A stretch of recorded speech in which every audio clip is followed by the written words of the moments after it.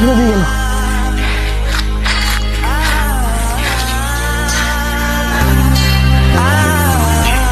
শোনো, তুমি চিন্তা করো না। পরিস্থিতির চাপে পড়ে আমি এই বিয়ে করতে বাধ্য হয়েছি।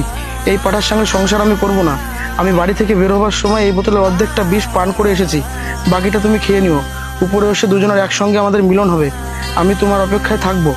ইতি, তোমার প্রিয় বুলটি। লাল শাড়ি পরিয়া কন্যা রক্ত আলতা পায় আমার চোখের জল। A few moments later. আমার অনেক জন্মের সাধনা, জানো তোমার মতো একটা বর পেয়েছি। তুমি ফিরাও কি করে